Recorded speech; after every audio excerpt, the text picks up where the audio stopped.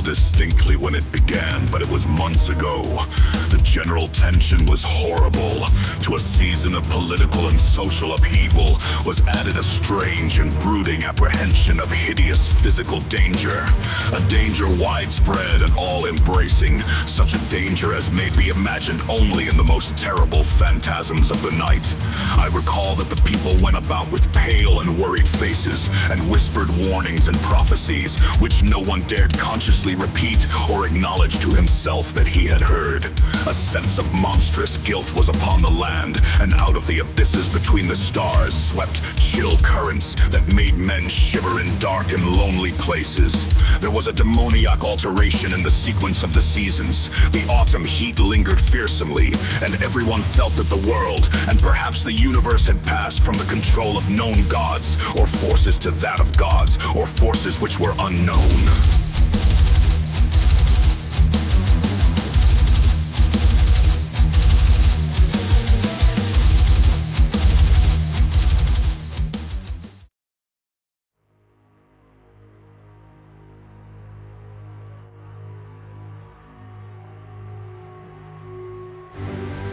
And it was then that Nyarlathotep came out of Egypt.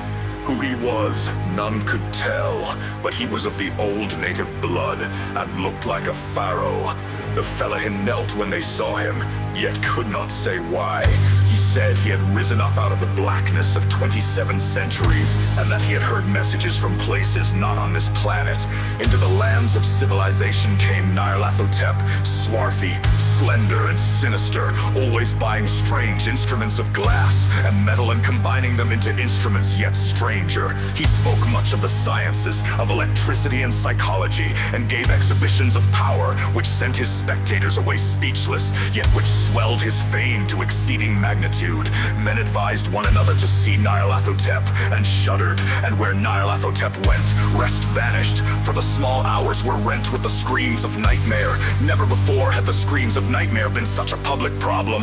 Now the wise men almost wish they could forbid sleep in the small hours, that the shrieks of cities might less horribly disturb the pale, pitying moon, as it glimmered on green waters gliding under bridges, and old steeples crumbling against a sickly sky.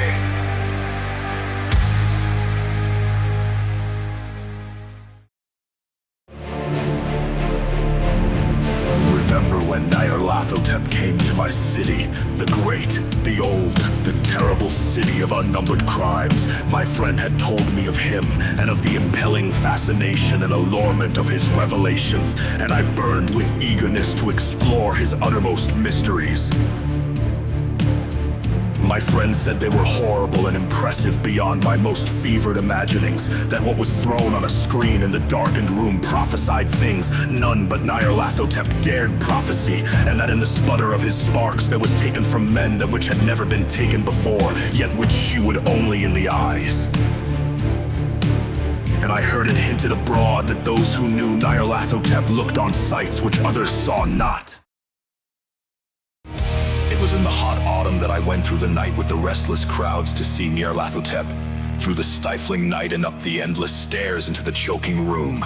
And shadowed on a screen I saw hooded forms amidst ruins and yellow evil faces peering from behind fallen monuments.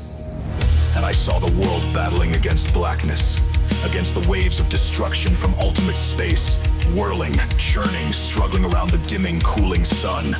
Then the sparks played amazingly around the heads of the spectators, and hair stood up on end while shadows more grotesque than I can tell came out and squatted on the heads. And when I, who was colder and more scientific than the rest, mumbled a trembling protest about imposture and static electricity, Nyarlathotep drave us all out, down the dizzy stairs into the damp, hot, deserted midnight streets. I screamed aloud that I was not afraid, that I never could be afraid, and others screamed with me for solace. We swore to one another that the city was exactly the same, and still alive. And when the electric lights began to fade, we cursed the company over and over again, and laughed at the queer faces we made.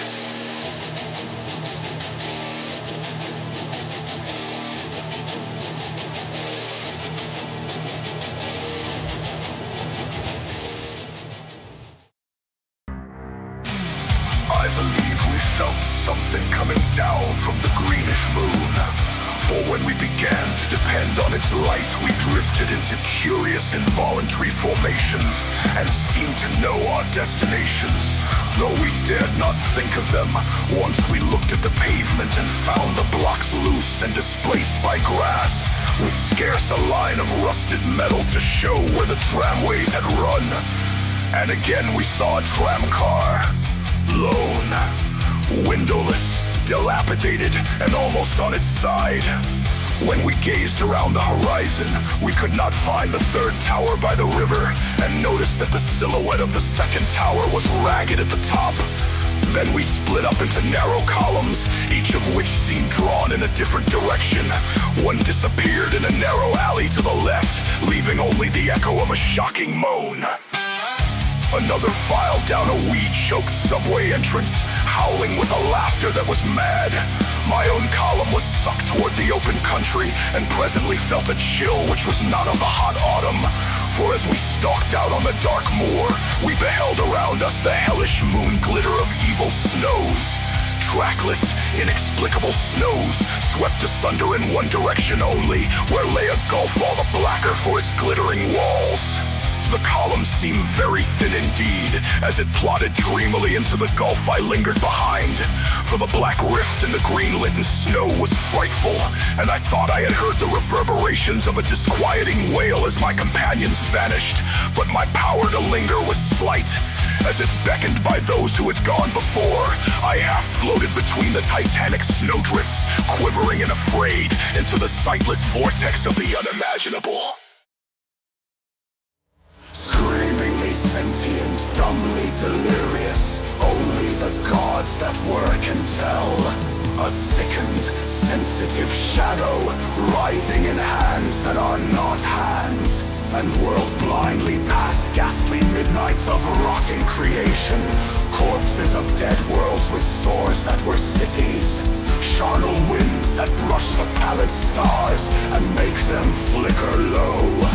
Beyond the world's vague ghosts of monstrous things, half-seen columns of unsanctified temples that rest on nameless rocks beneath space and reach up to dizzy vacuum above the spheres of light and darkness. And through this revolting graveyard of the universe, the muffled, maddening beating of drums and thin, monotonous whine of blasphemous flutes from inconceivable, unlighted chambers beyond time.